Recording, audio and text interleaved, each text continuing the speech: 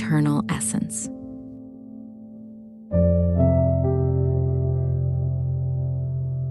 There is something that exists within each and every one of us. We can't see or touch it, but it is that thing that makes us unique from every other living thing in this world. That thing is called our soul.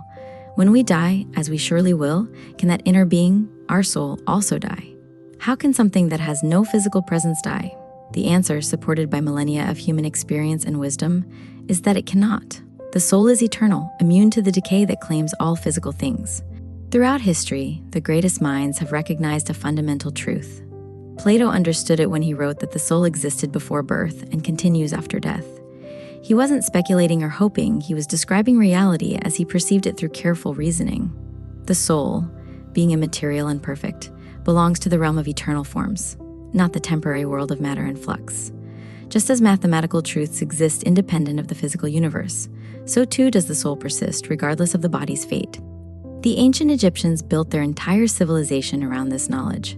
They didn't preserve bodies and fill tombs with treasures because they hoped for an afterlife. They did so because they knew death was merely a transition. The Ka, their word for the soul, embarked on a journey through the underworld, facing trials and judgments before reaching the field of reeds, where it would dwell eternally. Their elaborate preparations weren't acts of faith, but practical arrangements for a journey they considered as certain as the Nile's annual flooding. Hindu sages understood the soul's immortality with even greater clarity. The Bhagavad Gita declares that the soul cannot be cut by weapons, burned by fire, dampened by water, or dried by wind.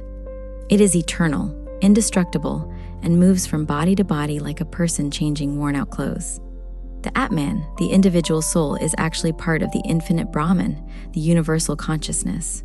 How could a fragment of the eternal ever cease to exist?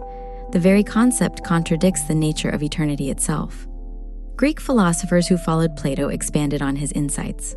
Plotinus described the soul as emanating from the One, the ultimate source of all existence. Being derived from that which is eternal, the soul necessarily shares in that eternity. Death separates soul from body, but this separation is liberation, not destruction. The soul returns to its source like a river flowing back to the ocean, maintaining its essential nature even as it merges with the greater whole. Christian theology embraced the soul's immortality as a fundamental doctrine. The soul, created in God's image, shares in divine permanence. Thomas Aquinas argued that because the soul is simple and non-composite, it cannot break apart or decay. Physical things die because they're made of parts that separate, but the soul has no parts to separate. It is unified, indivisible, and therefore immune to the processes that destroy material objects.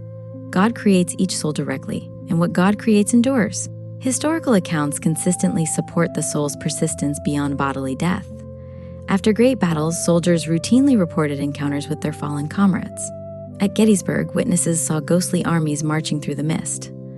These weren't hallucinations born of grief. They were glimpses of souls that had shed their bodies but not their existence.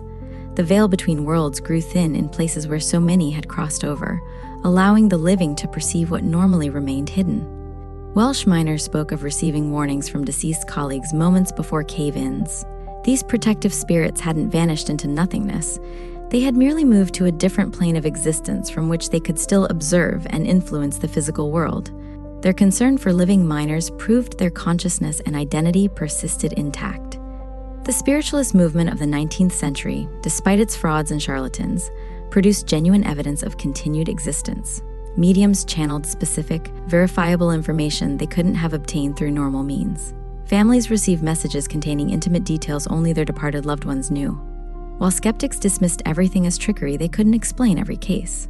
The souls of the departed were communicating, proving they had survived what we call death. Modern near-death experiences provide even stronger testimony. Thousands of people, clinically dead, have reported leaving their bodies and experiencing consciousness independent of physical brain function.